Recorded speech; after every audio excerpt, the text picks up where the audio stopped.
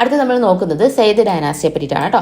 Sayyid dynasty 1414 മുതൽ 1450 വരെയാണ് Sayyid dynasty എന്ന് പറയുന്നത്. അപ്പൊ അവിടുത്തെ ആദ്യത്തെ റൂളർ എന്ന് പറയുന്നത് കിസർഖാനാണ്. അപ്പൊ കിസർഖാൻ എങ്ങനെയാണ് സയ്യിദ് ഡൈനാസ്റ്റി ഫോം ചെയ്തതെന്ന് നമുക്ക് നോക്കാം. അപ്പൊ നമ്മൾ ഓൾറെഡി പറഞ്ഞു, തിമൂറിന്റെ ആക്രമണത്തോടു കൂടിയാണ് തുഗ്ലക് വംശം അവസാനിക്കുന്നത്. അപ്പൊ തിമൂർ ഇവിടെ നിന്ന് ഇന്ത്യ വിട്ട് പോകുന്ന സമയത്ത് കിസർഖാൻ എന്ന് പറയുന്ന വ്യക്തിയെ മുൾട്ടാന്റെ ഗവർണറായിട്ട് നിയമിക്കുകയാണ് ചെയ്യുന്നത്. അപ്പൊ കിസർഖാൻ എന്ന് പറയുന്നത് തിമൂറിന്റെ ഒരു പിൻഗാമി അല്ലെങ്കിൽ തിമൂറിന്റെ കൂടെ വന്നിട്ടുള്ള ഒരു വ്യക്തിയാണ്. അപ്പൊ അദ്ദേഹത്തെ മുൾട്ടാന്റെ ഗവർണർ ആക്കുകയാണ് ചെയ്തത്. പിന്നീട് ലേറ്റർ ഓൺ കിസർഖാൻ എന്ത് ചെയ്യാണ്, ഡൽഹി ആക്രമിക്കുകയും അപ്പൊ 1414 ഡൽഹി സുൽത്താനേറ്റ് പിടിച്ചെടുക്കുകയാണ് ചെയ്യുന്നത്. എന്നിട്ടാണ് സയ്യിദ് ഡൈനാസ്റ്റി അവിടെ ഫോം ചെയ്യുന്നത്. കിസർഖാൻ ആണ് ഫോം ചെയ്യുന്നത്, ഓർത്തിരിക്കുക. 1421 കിസർഖാൻ മരിക്കുന്നതിനെ തുടർന്ന് മുബാറക് ഷായാണ് പിന്നീട് സയ്യിദ് ഡൈനാസ്റ്റി ഭരിക്കുന്നത്. അതിനുശേഷം മുഹമ്മദ് ഷാ വരുന്നുണ്ട്. അതിനുശേഷം അലാവുദ്ദീൻ ആലം ഷാ വരുന്നുണ്ട്. ഇവരെയൊന്നും ആലോചിച്ചിരിക്കുന്ന ആവശ്യമില്ല. ജസ്റ്റ് അതിന്റെ ഫോം ചെയ്തത് ആര് എന്നുള്ളതൊന്ന് ഓർത്തിരുന്നാൽ മതി. കിസർഖാനാണ് ഫോം ചെയ്തിട്ടുണ്ടായിരുന്നത്. അതുപോലെ കാലയളവും ഒന്ന് ആലോചിച്ചിരിക്കുക കേട്ടോ, കാലയളവും ആലോചിച്ചിരിക്കുക. അപ്പൊ ഏറ്റവും അവസാനത്തെ റൂളേഴ്സ് ആകുമ്പോഴത്തേക്ക് വീണ്ടും ആ ഒരു ഡൈനാസ്റ്റി ക്ഷയിച്ച് തന്നെ വരും. അപ്പൊ ഈ ആലം ഷായുടെ സമയത്തൊക്കെ ആയപ്പോൾ വളരെയധികം വീക്കായി. അങ്ങനെ എന്ത് ചെയ്തു, ഈ ഡൈനാസ്റ്റി മാറുകയാണ് ചെയ്യുന്നത്. അത് എന്ത് ചെയ്യാണ്, ബഹ്ലുൽ ലോധിക്ക് കൈമാറുകയാണ് ചെയ്യുന്നത്. ആലം ഷായുടെ സമയമായപ്പോഴത്തേക്ക് ഇത് ബഹ്ലുൽ ലോധിയിലേക്ക് കൈമാറുകയാണ് ചെയ്യുന്നത്. അങ്ങനെ ബഹ്ലുൽ ലോധി എന്ത് ചെയ്യുകയാണ്, പുതിയൊരു ഡൈനാസ്റ്റി അവിടെ രൂപീകരിക്കുകയാണ്. അതാണ് ലോധി ഡൈനാസ്റ്റി എന്ന് പറയുന്നത്. 1451 മുതൽ 1526 വരെ നമ്മുടെ സുൽത്താനേറ്റ് കാലഘട്ടം പറയുമ്പോൾ ഏറ്റവും അവസാനത്തെ കാലഘട്ടം, ഏറ്റവും അവസാനത്തെ ഡൈനാസ്റ്റി. അപ്പോൾ ലോധി ഡൈനാസ്റ്റി എന്ന് പറയുന്നത് ഒരു അഫ്ഗാൻ ഡൈനാസ്റ്റിയാണ്.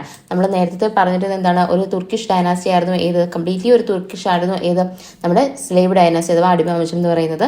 തുർക്കോ അഫ്ഗാൻ ഡൈനാസ്റ്റി ആയിരുന്നു ഏത് ഖിൽജി വംശം എന്ന് പറയുന്നത്. എന്നാൽ തുർക്കോ ഇൻഡോ ഡൈനാസ്റ്റിയാണ് ഏത് തുഗ്ലക് വംശം എന്ന് പറയുന്നത്.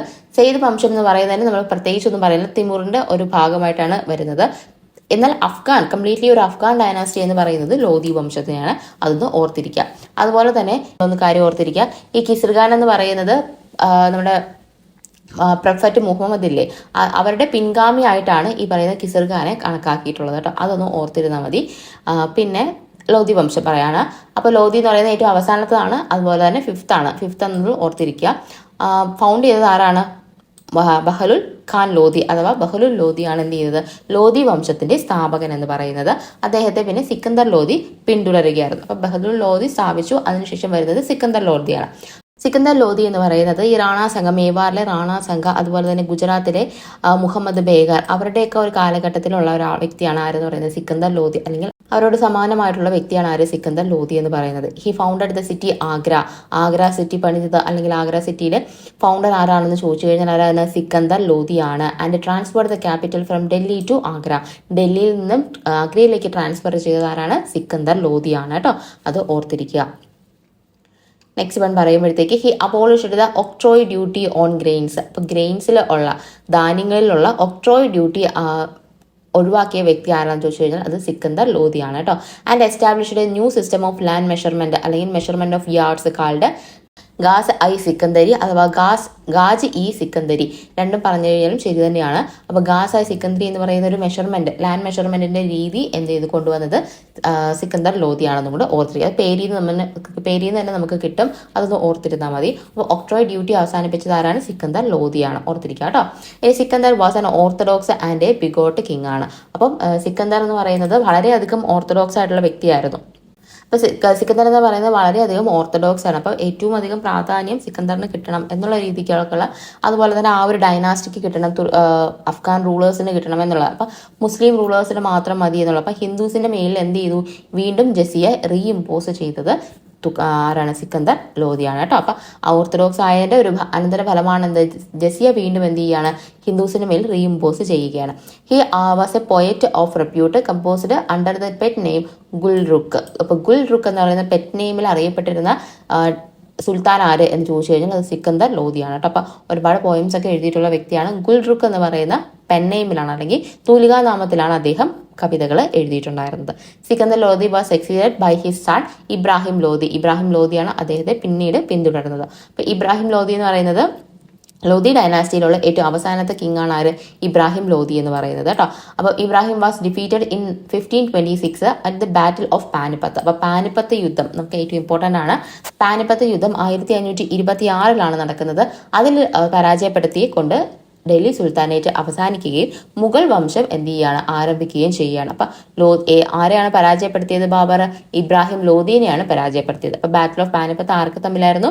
ഇബ്രാഹിം ലോധിയും ബാബറും തമ്മിലായിരുന്നു നടന്നതും കൂടി ഓർത്തിരിക്കാം. അപ്പോൾ first Sultan of Delhi who has died in A battle field, ഒരു യുദ്ധഭൂമിയിൽ മരിക്കുന്ന ആദ്യത്തെ സുൽത്താനും കൂടിയാണ് ആര്? ഇബ്രാഹിം ലോധി എന്ന് പറയുന്നത് കേട്ടോ. This marked the end of the Lodhi dynasty and the rise of the Mughal empire in India. അപ്പോൾ മുഗൾ എംപയർ സ്ഥാപിക്കുകയും ലോധി ഡൈനാസ്റ്റി അവസാനിക്കുകയും ഡൽഹി ഡൈനാസ്റ്റി മൊത്തത്തിൽ ഡൽഹി സുൽത്താനേറ്റ് കംപ്ലീറ്റ് ആയിട്ട് അവസാനിക്കുകയും ചെയ്യുന്നത് യുദ്ധം ഏതാണെന്ന് ചോദിച്ചു കഴിഞ്ഞാൽ അത് ബാറ്റിൽ ഓഫ് പാനിപ്പത്താണ്. 1526 ഓർത്തിരിക്കുക കേട്ടോ. അപ്പം ഇത്രയുമാണ് എന്ത് പറയുന്നത് ലോധി ഡൈനാസ്റ്റിയെ പറ്റിയിട്ട് പറയാനുള്ളത്. വളരെ കുറച്ച് കാര്യങ്ങൾ ലോധി ഡൈനാസ്റ്റിയെ പറ്റിയിട്ട് പറയാനുള്ളൂ കേട്ടോ. ഇനി നമ്മൾ നോക്കുന്നത് എന്തൊക്കെയാണ് മൊത്തത്തിൽ ഡൽഹി സുൽത്താനേറ്റിൻ്റെ ഒരു തകർച്ചയ്ക്ക് കാരണം എന്തൊക്കെയാണെന്ന് പറയുകയാണെങ്കിൽ, ഒന്ന് ഫിനാൻഷ്യൽ ഇൻസ്റ്റെബിലിറ്റി. എന്താണ്?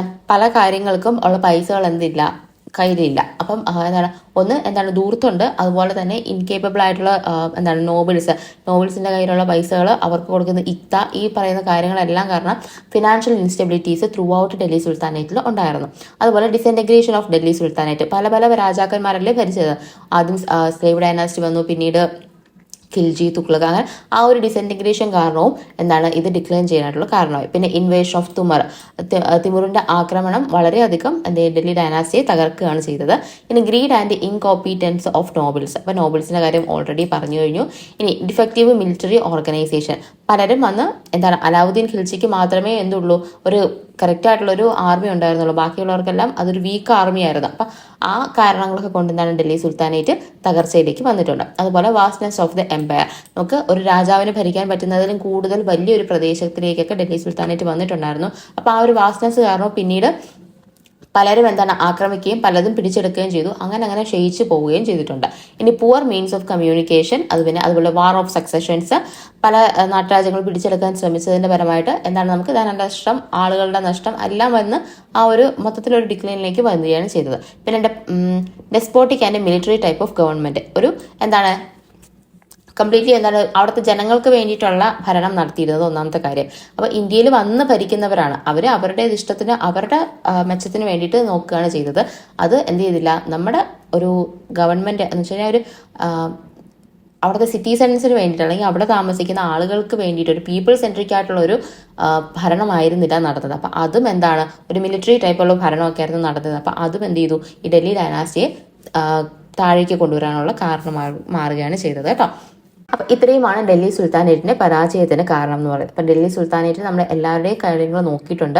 അപ്പം പറഞ്ഞിരിക്കുന്ന കാര്യങ്ങൾ കറക്റ്റായിട്ട് തന്നെ പഠിക്കാം. ഇനി നമുക്ക് പഠിക്കാനുള്ളത് ഡൽഹി സുൽത്താനേറ്റിന്റെ അഡ്മിനിസ്ട്രേഷൻ. അപ്പോൾ നമ്മൾ ഓരോരോ ടേമുകൾ പഠിക്കണം. നമുക്ക് സെൻട്രൽ ഗവൺമെന്റ് ഉണ്ട്, അതുപോലെ തന്നെ പ്രൊവിൻസസ് ഗവൺമെന്റും ഉണ്ട്. അപ്പം അവിടുത്തെ ഓരോരോ ടേമുകളും കൂടെ നമ്മളൊന്ന് നോക്കി പോകണം. സെൻട്രൽ ഗവൺമെന്റ് ആണ് ആദ്യം നമ്മൾ നോക്കുന്നത് കേട്ടോ. അപ്പോൾ ഓരോരോ പോസ്റ്റുകൾ പറയും, അത് നിങ്ങൾ കറക്റ്റായിട്ട് തന്നെ ഓർത്തിരിക്കാനായിട്ട് ശ്രമിക്കാം. അപ്പോൾ നയാബ് എന്ന് പറയുന്ന പോസ്റ്റ് ഏതാണ് നിങ്ങൾ കേട്ടിട്ടുള്ളതായിരിക്കും. നയാബ് എന്ന് പറയുന്നത് ഡെപ്യൂട്ടി ഓഫ് ദ കിങ് എന്ന് പറഞ്ഞ ഓർമ്മയില്ലേ? ആ ഡെപ്യൂട്ടി ഓഫ് ദ കിങ് ആണ് ആര്? നയാബ് എന്ന് പറയുന്നത്. മോസ്റ്റ് പവർഫുൾ ആണ്, അതുപോലെ practically enjoyed all the powers of the sultan. സുൽത്താന്റെ എല്ലാ പവേഴ്സും എൻജോയ് ചെയ്യുന്ന ഒരു വ്യക്തിയാണ് ആര്? നയാബ് എന്ന് പറയുന്നത്. അദ്ദേഹത്തിന് എല്ലാ ഡിപ്പാർട്ട്മെന്റുകളിലും കൺട്രോൾ ഉണ്ട്. അപ്പോൾ ഒരു സർവാധികാരി എന്ന് പറയുന്ന രീതിക്കുള്ള ഒരു പോസ്റ്റാണ് ഇത് നയാബ് എന്ന് പറയുന്നത് കേട്ടോ.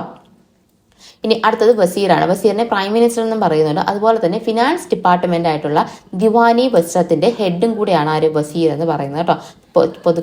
പൊതുവേ നമ്മൾ വസീർ എന്ന് പറയുമ്പോൾ പ്രൈം മിനിസ്റ്റർ എന്നാണ് പറയാറ്. അതുപോലെ തന്നെ ഫിനാൻസ്, ഇതും കൂടെ ഓർത്തിരിക്കുക, ഫിനാൻസ് ഡിപ്പാർട്ട്മെന്റ് ആയിട്ടുള്ള ദിവാനി വസ്ത്രത്തിന്റെ ഹെഡും കൂടെയാണ് വസീർ എന്ന് പറയുന്നത്. ഇനി മിലിറ്ററി ഡിപ്പാർട്ട്മെന്റ് ആയിട്ടുള്ള ദിവാനി ഐറിസിന്റെ ഹെഡാണ് ആര്? ARISS I മാമുലിക്ക. നമ്മൾ നേരത്തെ പറഞ്ഞായിരുന്നു ARIZ അരിസ് എന്നും അർസ് എന്നും എഴുതാറുണ്ട് കേട്ടോ. അതൊന്ന് ശ്രദ്ധിക്കുക. അരിസ് ഐ മാമുലിക്ക തന്നെയാണ് നേരത്തെ നമ്മൾ പറഞ്ഞ അർസ് ഐ മാമുലിക്ക. അപ്പം അത് ഏതിൻ്റെ ഡിപ്പാർട്ട്മെൻറ്റാണ്? മിലിറ്ററി ഡിപ്പാർട്ട്മെൻ്റ് ആണ് എന്ന് ഓർത്തിരിക്കുക കേട്ടോ. ദിവാനി ഐറിസ് എന്നാണ് ഏതിനെ അറിയപ്പെടുന്നത്? മിലിറ്ററി ഡിപ്പാർട്ട്മെൻറ്റിനെ അറിയപ്പെടുന്നത്. അതിൻ്റെ ഹെഡാണ് ആര്? അർസൈ മാമലിക് എന്ന് പറയുന്നത്. ഇയാളുടെ മെയിൻ ജോലി എന്താണ്? Responsibility was to recruit the soldiers, administer the military department, equip and pay the army. അപ്പം ആർമിക്ക് പൈസ കൊടുക്കുക, അവിടുത്തെ ആയുധങ്ങൾ ശേഖരിക്കുക, മൊത്തത്തിലുള്ള കാര്യങ്ങളൊക്കെ നോക്കി നടത്തുക, സോൾജിയേഴ്സിനെ റിക്രൂട്ട് ചെയ്യുക, ഈ പറയുന്ന കാര്യങ്ങളൊക്കെ ഉള്ളൂ ആർക്ക് ജോലി? അർസിന് ജോലിയുള്ളൂ കേട്ടോ. അർസൈ മാമലിക്കിന്റെ ജോലി എന്ന് പറയുന്നത് ഇതൊക്കെയാണ്. അല്ലാതെ ഇദ്ദേഹം എന്തല്ല? ആർമിയുടെ ഹെഡല്ല, അല്ലെങ്കിൽ നമ്മുടെ മിലിറ്ററിയുടെ ഹെഡായിട്ട് വരുന്നത് ഇദ്ദേഹമല്ല. അത് വേറെ ആരെങ്കിലുമൊക്കെ നിയമിച്ചോളൂ അവർ. നമ്മുടെ ഈ ഒരു ഡിപ്പാർട്ട്മെന്റിന്റെ ഹെഡ് എന്നുള്ളത് മാത്രമേ ഉള്ളൂ കേട്ടോ. ഇനി അടുത്ത ഡിപ്പാർട്ട്മെന്റ് ആണ് ഏത്? ദിവാനി റസാലത്ത് എന്ന് പറയുന്നത് കേട്ടോ. ദിവാനി റസാലത്ത് എന്താണ്? ഡിപ്പാർട്ട്മെന്റ് ഓഫ് റിലീജിയസ് അഫയേഴ്സ് ആണ്. അപ്പൊ റസാലത്ത്, റിലീജിയസ് പേരുകൾ തമ്മിൽ കണക്ട് ചെയ്ത് വെച്ച് പഠിക്കാം. ഹെഡഡ് ബൈ ചീഫ് സർദാർ കേട്ടോ. അവിടുത്തെ ആരാണ് ഹെഡ്? സാദർ ആണ് അവിടുത്തെ ഹെഡ് എന്ന് പറയുന്നത്. ആരാണ് ഹെഡ്? സാദർ ആണ് ഹെഡ്, ഓർത്തിരിക്കുക. അപ്പൊ റസാലത്തിന്റെ ഹെഡ് ആരാണ്? സാദറാണ്. എന്താണ് ഇവിടുത്തെ ജോലി എന്ന് പറയുന്നത്? Grants were made by this department for the construction and maintenance of mosque, tombs, madrasas. അപ്പൊ മെയിൻ ഉത്തരവാദിത്തം എന്താണ് സാധാരണ? ഈ ഗ്രാൻസ് കൊടുക്കുക, ടോംബ് ഉണ്ടാക്കാനും മോസ്ക് ഉണ്ടാക്കാനും പള്ളി പണിയാനും മദ്രസ പണിയാനും ഒക്കെ വേണ്ടിയിട്ടുള്ള പൈസകൾ കൊടുക്കുക, അല്ലെങ്കിൽ അതിന്റെ മെയിൻ്റനൻസിന് വേണ്ടിയിട്ടുള്ള കാര്യങ്ങൾ നോക്കുക. ഇതെല്ലാമാണ് സദറിന്റെ ജോലി എന്ന് പറയുന്നത് കേട്ടോ. അപ്പൊ ദിവാനി ദിവാനി റസാലത്ത് എന്ന് പറയുന്നത് ഏത് ഡിപ്പാർട്ട്മെന്റുമായിട്ട് ബന്ധപ്പെട്ടിരിക്കുന്നു? റിലീജിയസ് അഫയേഴ്സുമായിട്ട് ബന്ധപ്പെട്ടിരിക്കുന്ന ഡിപ്പാർട്ട്മെന്റാണ് ദിവാനി റസാലത്ത് എന്ന് പറയുന്നത്. ഇനി അടുത്തത് head of judicial department. Judicial ഡിപ്പാർട്ട്മെന്റിന്റെ ഹെഡ് ആരാണ്? ഖാസിയാണ് കേട്ടോ. നമ്മൾ ഇബൻ ബത്തൂത്ത ഒരു ഖാസി ആണെന്ന് ഞാൻ നേരത്തെ പറഞ്ഞിട്ടുണ്ടായിരുന്നില്ലേ. അപ്പൊ ഇബൻ ബത്തൂത്ത ഒരു ഖാസി ആയിരുന്നു. അതുപോലെ ജുഡീഷ്യൽ ഡിപ്പാർട്ട്മെന്റിന്റെ ഹെഡിനെ നമ്മളൊരു ജഡ്ജി എന്ന് പറയുന്ന രീതിക്ക് പറയുന്നതാണ് ആര്? ഖാസി എന്ന് പറയുന്നത് കേട്ടോ. മുസ്ലിം പേഴ്സൺ അല്ല, അല്ലെങ്കിൽ ഷാരിയ എന്ന് പറയത്തില്ലേ, അത് ഷാരിയാണ് നമ്മൾ പൊതുവേ എന്ത് ചെയ്യുന്നത്? ഈ ക്വാസി സിവിൽ മാറ്റേഴ്സിൽ ഫോളോ ചെയ്യുന്നത്. അപ്പം ഷാരിയെ നോക്കിയിട്ടാണ് എന്തെങ്കിലും സിവിൽ പരമായിട്ടുള്ള കുറ്റങ്ങൾക്കെല്ലാം ശിക്ഷ വിധിക്കുന്നത് ഷാരിയെ നോക്കിയിട്ടാണ്. എന്നാൽ ഹിന്ദുക്കളുടെ കാര്യം വരുമ്പോഴത്തേക്ക് ഹിന്ദുസിന്റെ പേഴ്സണൽ ലോസ് വെച്ചിട്ടാണ് അവർക്ക് ശിക്ഷ വിധിക്കുക. അത് മെയിൻലി നടക്കുന്നത് വില്ലേജ് പഞ്ചായത്തുകളിലായിരിക്കും കേട്ടോ. അത് ഓർത്തിരിക്കുക. അതുപോലെ ക്രിമിനൽ ലോസ് എല്ലാം ആരാണ് കൊണ്ടുവരുന്നത്? സുൽത്താനാണ് കേട്ടോ കൊണ്ടുവരുന്നത്. അപ്പോൾ സുൽത്താൻ്റെ കീഴിലാണ്, സുൽത്താൻ പറയുന്നതാണ് ക്രിമിനൽ ലോസിൻ്റെ റൂൾസും പ്രൊസീജിയേഴ്സും റെഗുലേഷൻസും കാര്യങ്ങളെല്ലാം. ബാക്കി സിവിൽ മാറ്റേഴ്സിൽ നോക്കുന്നത് ഷാരിയ വെച്ചിട്ടും ഹിന്ദുസിനാണെങ്കിൽ സെപ്പറേറ്റ് അവരുടെ പേഴ്സണൽ ലോസ് വെച്ചിട്ടാണ് നോക്കുന്നത്. ഇനി അടുത്ത ഡിപ്പാർട്ട്മെന്റ് ആണ് ഡിപ്പാർട്ട്മെന്റ് ഓഫ് കറസ്പോണ്ടൻസ് എന്ന് പറയുന്നത്. അതിൻ്റെ പേരാണ് ഇത് ദിവാനി ഇൻഷ കേട്ടോ. ദിവാനി ഇൻഷ എന്ന് പറയുന്നത് ഇതെന്താണ്? All correspondence between rulers and the officials were dealt with this department. റൂളേഴ്സും അവിടുത്തെ ഒഫീഷ്യൽസും ആയിട്ടുള്ള തമ്മിലുള്ള ആ ഒരു ബന്ധം നിലനിർത്തുന്ന ആരാണ്? ദിവാനി ഇൻഷ എന്ന് പറയുന്ന ഡിപ്പാർട്ട്മെന്റ് ആണ്. ഇനി വക്കീൽ ഐ ദാർ ആരാണ്? വക്കീൽ ഐ ദാർ എന്ന് പറയുന്നത് ഫിറോസ് ഷാ തുഗ്ലക്കാണ് എന്ത് ചെയ്തത്? ഇങ്ങനെ ഒരു സെപ്പറേറ്റ് ഡിപ്പാർട്ട്മെന്റ് സ്ലേവ്സിന് വേണ്ടിയിട്ട് കൊണ്ടുവരുന്നത്. അപ്പോൾ വക്കീൽ ഐ ദാർ എന്ന് പറയുന്നത് സ്ലേവ്സിന് വേണ്ടിയിട്ടുള്ള ഡിപ്പാർട്ട്മെന്റ് ആണ്. നമ്മളതിന് വേറൊരു പേരും കൂടെ പറഞ്ഞിട്ടുണ്ടായിരുന്നു, അതുകൊണ്ട് നിങ്ങളൊന്ന് ഓർത്തിരിക്കുക കേട്ടോ. ദിവാനായി ബാന്തംന്നോ അങ്ങനെ എന്തോ ഒരു പേര് പറഞ്ഞിട്ടുണ്ടായിരുന്നു. അപ്പൊ അതും കൂടെ ഓർത്തിരിക്കുക. അപ്പൊ ഇവിടെ ഇവരുടെ ജോലി എന്ന് പറയുന്നത് എന്താണ്? കോർട്ടിലെ ഡെക്കോറംസ് കറക്റ്റായിട്ട് തന്നെ മെയിൻറ്റെയിൻ ചെയ്യുക എന്നുള്ളതാണ് ഈ വക്കീൽ ഐ ദാറിന്റെ മെയിൻ ജോലി എന്ന് പറയുന്നത്. കോർട്ടിലെ ഡെക്കോറംസ് മെയിൻറ്റെയിൻ ചെയ്യുക, responsible for the maintenance of proper decorum at the court. അതാണ് ഇവരുടെ മെയിൻ ആയിട്ടുള്ള ജോലി എന്ന് പറയുന്നത്. അത് കറക്റ്റായിട്ട് ഓർത്തിരിക്കുക. ഇനി ഇമ്പോർട്ടൻറ്റ് മിനിസ്റ്റേഴ്സ്, നമ്മൾ ഈ ഡിപ്പാർട്ട്മെന്റിന് പുറമെ നമ്മൾ കുറച്ച് ഇമ്പോർട്ടൻറ്റ് മിനിസ്റ്റേഴ്സിനെ പറ്റി പറയുകയാണ്. നയാബി വസീർ എന്ന് പറയുന്ന ആരാണ്? ഡെപ്യൂട്ടി മിനിസ്റ്റർ ആണ്. അതുപോലെ ഷിഖ് എന്ന് പറയുന്ന ലാൻഡിനെ ചുമതലയുള്ള വ്യക്തിയാണ് ആര്? ഷിഖ്ദാർ എന്ന് പറയുന്നത്. ഷിഖ് എന്ന് പറയുന്ന ലാൻഡിന് ചുമതലയുള്ള ആളാണ് ഷിഖ്ദാർ എന്ന് പറയുന്നത്. ഇനി സദർ ആരാണ്? റിലീജിയസ് മാറ്റേഴ്സുമായിട്ട് ബന്ധപ്പെട്ടിരിക്കുന്ന ആളാണ് സദർ എന്ന് പറയുന്നത്, ഓർത്തിരിക്കുക. സദർ സുദൂർ എന്ന് പറയുന്ന വ്യക്തിയുണ്ട്, അത് ഡീൽസ് വിത്ത് റിലീജിയസ് മാറ്റേഴ്സ് ആണ് മൊത്തത്തിൽ. പിന്നെ അതുപോലെ സദർ ഐ ജഹാൻ എന്ന് പറയുന്ന ഒരു വ്യക്തിയും കൂടെ ഉണ്ട്. അതെന്ന് പറയുന്നത് office in charge of religious and charitable endowments. ഈ എന്താണ് ഇഷ്ടദാനം കൊടുക്കുന്ന ആ ഒരു മതപരമായിട്ടുള്ള കാര്യങ്ങൾക്ക് വേണ്ടിയിട്ട് ദാനം കൊടുക്കുന്നതിൽ ബന്ധപ്പെട്ട ഒരു മിനിസ്റ്റർ ആരെന്ന് ചോദിച്ചു കഴിഞ്ഞാൽ സദർ ഐ ജഹാൻ ആണ്. മൊത്തത്തിൽ റിലീജിയസ് മാറ്റേഴ്സ് നോക്കുന്ന മിനിസ്റ്റർ സദർ സുദൂർ ആണ് കേട്ടോ. അത് ഓർത്തിരിക്കുക. ഇനി ഖാസി എന്ന് പറയുന്നത് ആരാണെന്ന് നേരത്തെ പറഞ്ഞു, ലീഗൽ ഓഫീസർ അഥവാ ജഡ്ജി എന്ന് പറയുന്ന വ്യക്തിയാണ് ഖാസി എന്ന് പറയുന്നത്. ഇനി അമീർ ഐ ഹാസിബ് ആരാണ്? റോയൽ കോർട്ടിന്റെ ഇൻചാർജ് ഉള്ള ആളാണ് ആര്? ഹാസിബ് എന്ന് പറയുന്നത്. ഇനി അമീർ ഐ ദാദ് എന്ന് പറയുന്ന ആരാണ്? ചാർജ് ഓഫ് ജസ്റ്റിസ് അല്ലെങ്കിൽ നമ്മുടെ പബ്ലിക് പ്രോസിക്യൂട്ടർ എന്ന് പറയുന്ന വ്യക്തിയാണ് അമീർ ഐ ദാദ് എന്ന് പറയുന്നത്. അപ്പൊ ഇവരെ തമ്മിൽ തിരിഞ്ഞു പോകാതിരിക്കുക. അമീർ ഐ ഹാസിബ് എന്ന് പറയുന്നത് റോയൽ കോർട്ടിന്റെ ചാർജുള്ള വ്യക്തിയും അമീർ ഐ ദാദ് എന്ന് പറയുന്നത് പബ്ലിക് പ്രോസിക്യൂട്ടറുമാണ്. ഇനി അതുപോലെ കാസി ഉൽ കസത്ത്. കാസി ഉൽ കസത്ത് എന്ന് പറയുന്നത് സെൻട്രൽ ജുഡീഷ്യൽ ഡിപ്പാർട്ട്മെന്റിന്റെ ഹെഡാണ് കേട്ടോ. കാസി ഉൽ കസത്ത് എന്ന് പറയുന്നത് സെൻട്രൽ ജുഡീഷ്യൽ ഡിപ്പാർട്ട്മെന്റിന്റെ ഹെഡാണ്. ഇനി ബരീദ് ഐ മാമുലിക്, നമ്മൾ നേരത്തെ പറഞ്ഞതാണ്. ബരീദ് ആരാണ്? സ്പൈസ് ആണെന്ന് നമ്മൾ പറഞ്ഞു. അപ്പം എന്താണ്? Head of the state news agency. News ഏജൻസിയുടെ ഹെഡിനെ വിളിക്കുന്ന പേരാണ് ഇത് ബരീദ് ഐ മാമുലിക് എന്ന് പറയുന്നത്. ഇനി അമീർ ഐ അഖൂർ. അമീർ ഐ അഖൂർ എന്ന് പറയുന്നത് എന്താണ്? Royal horses. ഹോഴ്സ് ഹൂർ അത് വെച്ചിട്ടൊക്കെ ഓർത്ത് വെച്ചിരിക്കുക കേട്ടോ. HORHUR അല്ലേ, അപ്പോൾ ഒരുമിച്ച് ഒരേ കണക്ക് ഉള്ളതല്ലെന്ന് ഓർത്തിരിക്കുക. അമീർ ഐ അഖൂർ എന്ന് പറയുന്നത് റോയൽ ഹോഴ്സിന്റെ ഓഫീസറാണ്. ആര്? അമീർ ഐ അഖൂർ എന്ന് പറയുന്നത്. ഇനി സഹന ഐ പിൽ എന്ന് പറയുന്നത് എലിഫന്റ്സിൻ്റെതാണ് കേട്ടോ. സൂപ്രണ്ടന്റ് ഓഫ് റോയൽ എലിഫന്റ് ആണ് ആര്? സഹന ഐ പിൽ എന്ന് പറയുന്നത്. അപ്പോൾ ഇത്രയും മിനിസ്റ്റേഴ്സിന് ഓർത്തിരിക്കുക കേട്ടോ. ഇനി അമീർ ഐ മജ്ലിസ് ഉണ്ട്. അമീർ ഐ മജ്ലിസ് എന്ന് പറഞ്ഞു കഴിഞ്ഞാൽ ഫീസ്റ്റ്, നമ്മൾ അവരുടെ ഫെസ്റ്റിവൽസും അതുപോലെ തന്നെ അവരുടെ റോയലായിട്ടുള്ള ഫീസ്റ്റും ഒക്കെ എന്ന് വെച്ച് കഴിഞ്ഞാൽ സദ്യ നമ്മൾ പറയത്തില്ല, അതുപോലെ ആ ഒരു വലിയ കൂട്ടത്തിനുള്ള ആഹാരം കൊടുക്കുന്ന പരിപാടി, അതെല്ലാം നോക്കുന്നത് ഈ അമീർ ഐ മജ്ലിസിന്റെ കീഴിലാണ്. ഇനി അമീർ ഐ ബഹർ ഉണ്ട്. അതെന്ന് പറയുന്നത് office in charge of police, transport and naval port കേട്ടോ. ട്രാൻസ്പോർട്ട് നേവൽ പോർട്ടിന്റെ പോലീസിന്റെ ഒക്കെ ചുമതലയുള്ള ആളാണ് ആര്? അമീർ ഐ ബഹർ എന്ന് പറയുന്നത്. മോസ്റ്റ് ഇമ്പോർട്ടന്റ് ആണ്, ഓർത്ത് വെച്ചിരിക്കുക, കറക്റ്റ് ആയിട്ട് തന്നെ പഠിക്കുക. എന്താക്കിയാണ് പറഞ്ഞത്? നയാബ് വാരിസ് ആരാണ്? ഡെപ്യൂട്ടി മിനിസ്റ്റർ ആണ്. ഷിഖ്ദാർ എന്ന് പറയുന്നത് ഷിഖ് ഭൂമിയുടെ ഓഫീസറാണ് ആര്? ഷിഖ്ദാർ എന്ന് പറയുന്നത്. സദർ കേട്ട് കഴിഞ്ഞാൽ റിലീജിയസ് മാറ്റർ ആണെന്ന് ഓർക്കുക. സദർ ഉസ് സുദർ ആണെന്നുണ്ടെങ്കിൽ റിലീജിയസ് മാറ്ററിന്റെ മൊത്തത്തിലുള്ള കാര്യം നോക്കുന്നതാണ്. സദർ ഐ ജഹാൻ എന്ന് പറഞ്ഞാൽ അതിന്റെ എന്താണ്? നമ്മുടെ എൻഡോമെന്റ്സ് കൊടുക്കുന്നത്, ദാനം കൊടുക്കുന്നത്, ഇഷ്ടദാനം കൊടുക്കുന്നതുമായിട്ട് ബന്ധപ്പെട്ട ആളാണ് ജഹാൻ എന്ന് പറയുന്നത്. ഇനി ക്വാസി ആണെങ്കിൽ ലീഗൽ ഓഫീസർ അഥവാ ജഡ്ജിയാണ്. അമീർ ഐ ഹസീബ് എന്ന് പറയുന്നത് റോയൽ കോർട്ടിന്റെ കാര്യങ്ങളുടെ ഇൻചാർജ് ആണ്. എന്നാൽ അമീർ ഐ ദാദ് എന്ന് പറയുന്നത് പബ്ലിക് പ്രോസിക്യൂട്ടർ ആണ്. ഇനി ഖാസി ഉൽ കസത്ത് എന്ന് പറയുന്നത് എന്താണ്? സെൻട്രൽ ജുഡീഷ്യൽ ഡിപ്പാർട്ട്മെന്റിന്റെ ഹെഡാണ് കാസി ഉൽ കസത്ത് എന്ന് പറയുന്നത്. ബരീദ് ആകുമ്പോഴത്തേക്ക് എന്താണ്? ന്യൂസ് ഏജൻസിയാണ്. അമീർ ഐ അഖൂർ ആകുമ്പോൾ ചോർത്തിരിക്കുക ഹോഴ്സിൻ്റെതാണ്. പില്ലാകുമ്പോൾ എലിഫന്റിൻ്റെതാണ്. അതുപോലെ അമീർ ഐ മാഞ്ച്ലീസ് പീസിനൊക്കെ വേണ്ടിയിട്ടുള്ളതാണ് ഇത് മാഞ്ച്ലീസ് എന്ന് പറയുന്നത്. പിന്നെ അമീർ ഐ ബഹ്റയൊക്കെ ഓർത്ത് വെച്ചിരിക്കുക, അപ്പോൾ പോലീസുമായിട്ട് ബന്ധപ്പെട്ടിരിക്കും കേട്ടോ. അപ്പോൾ ബഹർ ആണ് ഇത് പോലീസുമായിട്ട് ബന്ധപ്പെട്ടിരിക്കുന്നത്. അപ്പോൾ ഇത്രയുമാണ് സെൻട്രലി ഇമ്പോർട്ടൻ്റ് ആയിട്ടുള്ള മിനിസ്റ്റേഴ്സ് എന്ന് പറയുന്നത് കേട്ടോ. ഇനി നമ്മൾ നോക്കുന്നത് ലോക്കൽ അഡ്മിനിസ്ട്രേഷൻ ആണ്. ലോക്കൽ അഡ്മിനിസ്ട്രേഷനിൽ എന്തൊക്കെയാണെന്ന് നമുക്ക് നോക്കാം. തുർക്ക് എന്ത് ചെയ്യുകയാണ്? Divided their administration into several tracts ആയിട്ടാണ് ഡിവൈഡ് ചെയ്തിരിക്കുന്നത്. അതിന് പറയുന്ന പേരാണ് ഇത് ഇക്താസ്. ഓരോ നോബിൾസിനും അത് ഇക്ത കൊടുക്കുന്നത് പോലെ പലതും ഇക്താസ് ആയിട്ടാണ് വിഭജിച്ച് വെച്ചിരിക്കുന്നത്. ആ ഓരോരോ ഇക്തകൾ പിന്നെ ഇഷ്ടമുള്ളവർക്കൊക്കെ കൊടുക്കുകയാണ് ചെയ്യാറ്. അപ്പൊ ഈ ഇക്താസിനെ കൺട്രോൾ ചെയ്യുന്ന വ്യക്തികളെ അറിയപ്പെടുന്ന പേരാണ് ഇത് മക്തിയും അതുപോലെ തന്നെ വാലിയും. അപ്പോൾ ഇക്ത കൺട്രോൾ ചെയ്യുന്ന അല്ലെങ്കിൽ ഇക്തയുടെ ഹെഡ് ആരാന്ന് ചോദിച്ചു കഴിഞ്ഞാൽ മക്തി അല്ലെങ്കിൽ വാലിയാണ് ഇക്തയുടെ ഹെഡ് എന്ന് പറയുന്നത്. Their duties was to maintain law and order and collect the land revenue. മക്തിയിലെയും വാലിയിലെയും ജോലി എന്താണ്? അവിടുത്തെ ആ ഒരു ഇക്തയിലെ കാര്യങ്ങൾ നോക്കി നടത്തുക, അതുപോലെ തന്നെ അവിടുത്തെ ലാൻഡ് റവന്യൂ എന്ത് ചെയ്യുക? കളക്ട് ചെയ്തെടുക്കുക എന്നുള്ളതാണ്. These iqtas later became provinces or subas. ഈ ഇക്തയാണ് എന്ത് ചെയ്യുന്നത്? പിന്നീട് പ്രൊവിൻസസ് അല്ലെങ്കിൽ സുബ എന്ന പേരിൽ അറിയപ്പെട്ടിരുന്നത്. ലേറ്റർ പിന്നീട് വന്ന കാലത്ത് ഇക്ത മാറ്റിയിട്ട് പിന്നെ അവിടെ പ്രൊവിൻസ് എന്നും സുബ എന്നും ഒക്കെയാണ് അറിയപ്പെട്ടിരുന്നത്. എന്നാൽ under Muhammad bin Tughlaq there were 24 provinces. അപ്പം മുഹമ്മദ് ബിൻ തുഗ്ലക്കിന്റെ കാലഘട്ടം ആയപ്പോഴത്തേക്ക് പ്രൊവിൻസസ് എന്നാണ് അറിയപ്പെട്ടിരുന്നത്. 24ഓളം പ്രൊവിൻസസുകൾ ഉണ്ടായിരുന്നു എന്നാണ് പറയപ്പെടുന്നത്. ഇനി പ്രൊവിൻസസിനെ നമ്മൾ പിന്നീട് അല്ലെങ്കിൽ ഇക്തയെ നമ്മൾ പിന്നീട് ഡിവൈഡ് ചെയ്തിരിക്കുന്നതാണ് ഇത് ഷിക്സ് അല്ലെങ്കിൽ പർഗാന എന്ന് പറയുന്നത്. അതിന്റെ സബ് ഡിവിഷനാണ് കേട്ടോ. ഇക്തയെ പിന്നെ ഡിവൈഡ് ചെയ്തിരിക്കുകയാണ്. പ്രൊവിൻസിനെ പിന്നെ ഡിവൈഡ് ചെയ്ത് വെച്ചിരിക്കുന്നതാണ് ഷിക്ക് എന്നും അതുപോലെ തന്നെ പർഗാന എന്നുള്ളത്.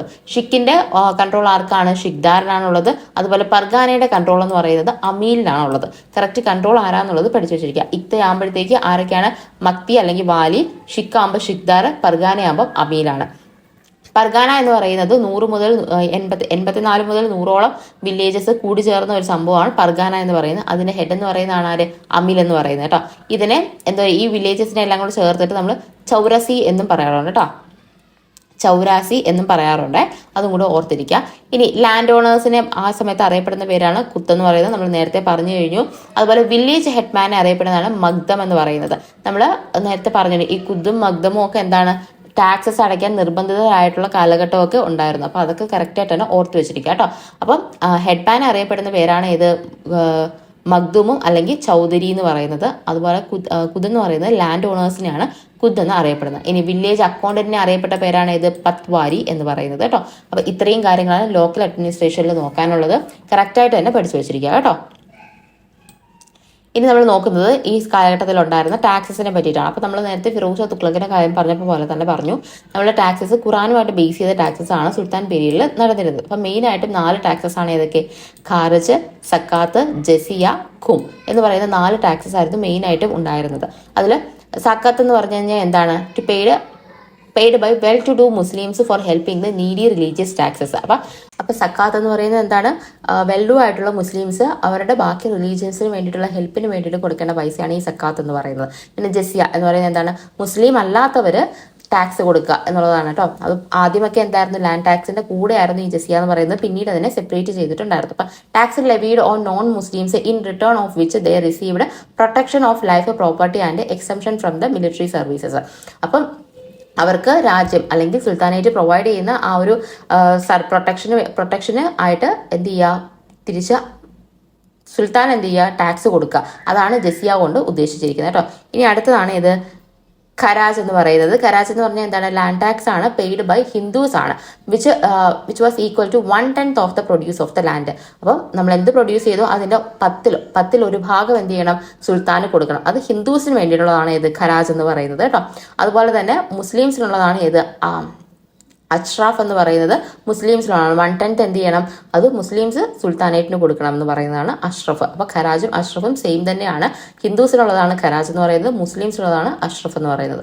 ഇനി കുംസ് ഉണ്ട്. കുംസ് എന്ന് പറയുന്നത് 1/6 of the booty captured during war. അപ്പൊ 1/6 1/5 പറയുന്നുണ്ട് കേട്ടോ. അത് ഓർത്തിരിക്കുക. അപ്പൊ യുദ്ധാനന്തരം പിടിച്ചെടുക്കുന്നതിൽ 1/6 എന്ത് ചെയ്യുക? സുൽത്താനേറ്റിന് കൊടുക്കുക എന്നുള്ളതാണ് കുമ്മു കൊണ്ട് ഉദ്ദേശിക്കുന്നത്. ഇനി അബ്വാബ്സ് ഉണ്ട്. Excess tax like horse tax, grazing tax, അങ്ങനെയുള്ള എക്സസ് ആയിട്ടുള്ള ടാക്സുകളെല്ലാം കൂടെ ചേർത്താണ് ഈ അബ്വാസ് എന്ന് പറയുന്നത്. അപ്പം അബ്വാസും എന്താണ്? സുൽത്താനേറ്റ് കാലത്ത് പിരിച്ചിരുന്നതാണ്. ഹോഴ്സ് ടാക്സും ഗേസിംഗ് ടാക്സും ഒക്കെ എന്താണ്? സുൽത്താനേറ്റ് കാലഘട്ടത്തിൽ ഉണ്ടായിരുന്നു. ഇനി ഇറിഗേഷൻ ടാക്സ് ഫിറോസ് ഷാ തുഗ്ലക്കിന്റെ പറഞ്ഞപ്പോൾ നമ്മൾ പറഞ്ഞു, ഷരാബ് എന്ന് പറയുന്ന ഇറിഗേഷൻ ടാക്സ് കൊണ്ടുവന്നു, ആദ്യമായിട്ടാണ് കൊണ്ടുവന്നത്. അപ്പം വെള്ളം എടുക്കുന്നവർ അതിന് വേണ്ടിയിട്ടുള്ള ഇറിഗേഷൻ ടാക്സുകൾ എന്ത് ചെയ്തിരിക്കണം? കൊടുത്തിരിക്കണം. അതാണ് ഷരാബ് എന്ന് പറയുന്നത് കേട്ടോ. അപ്പോൾ ഇത്രയും ടൈപ്പ് ടാക്സസ് ആണ് എന്ത് ചെയ്തിരുന്നത്? സുൽത്താനേറ്റ് കാലഘട്ടത്തിൽ നിലനിന്നിരുന്നത്. ഇനി ടൈപ്പ് ഓഫ് ലാൻഡ്സ്, ഏതൊക്കെ ടൈപ്പ് ലാൻഡ്സ് ആയിരുന്നു സുൽത്താനേറ്റ് കാലത്തിലുണ്ടായിരുന്നത്? ഒന്ന് കലീസ, ഒന്നാമത് പറയുന്നത് കലീസയാണ്, ക്രൗൺ ലാൻഡ് എന്ന് നമ്മൾ പറയും. It was directly administered by the central government. Doab region brought under this. അപ്പോൾ ദോബ റീജിയൻ നമ്മൾ ഓൾറെഡി പറഞ്ഞു, ഏറ്റവും അധികം ഫലപുഷ്ടിയുള്ള ഒരു പ്രദേശമാണ് ദോബ റീജിയൻ എന്ന് പറയുന്നത്. നമ്മുടെ യമുന ഭാഗത്ത് യമുനയുടെ ഡെപ്പോസിറ്റുകളൊക്കെ വരുന്നത് മീററ്റ് മുതൽ അലഹബാദ് ഒക്കെ വരുന്ന ആ ഒരു പ്രദേശങ്ങളെയാണ് ഈ ദോബ റീജിയൻ എന്ന് പറയുന്നത്. അപ്പം അത് ഇതിന്റെ കീഴിലാണ്. ഏതിന്റെ കീഴിലാണ് വരുന്നത്? ഖാലിസയുടെ കീഴിലാണ് വരുന്നത് കേട്ടോ. ഖാലിസ എന്ന് പറയുന്നത് ഡയറക്റ്റ് ആയിട്ട് സെൻട്രൽ ഗവൺമെന്റിന്റെ കൺട്രോളിലുള്ള പ്രദേശങ്ങളെയാണ് ഖാലിസ എന്ന് പറയുന്നത്.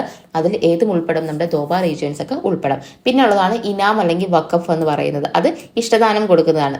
It is was a land given to the people, especially to the Muslims, Jains and scholars in gift or charity ആയിട്ടോ അല്ലെങ്കിൽ സമ്മാനമായിട്ടോ. ഇനാം എന്ന് പറയുന്നത് സമ്മാനം എന്നാലും. അപ്പൊ ചാരിറ്റി ആയിട്ട് കൊടുക്കാം, അല്ലെങ്കിൽ സമ്മാനമായിട്ടൊക്കെ മുസ്ലിംസ് മെയിൻലി മുസ്ലിംസിനാണ് കൊടുക്കുന്നത്, മുസ്ലിം സയൻസിനും സ്കോളേഴ്സിനുമാണ് കൊടുക്കുന്നത്. അങ്ങനത്തെ ഭൂമികളാണ് നമ്മൾ എന്ന് പറയുന്നത് ഇനാം അഥവാ വഖഫ് എന്ന് പറയുന്നത്. ഇനി ലാൻഡ് ഓഫ് ഫ്യൂഡറ്ററി ഹിന്ദു ചീഫ്സ്. ഇനി ഹിന്ദു ചീഫ്സിനും ഇതുപോലെ കൊടുക്കുന്ന ലാൻഡുകളുണ്ട്.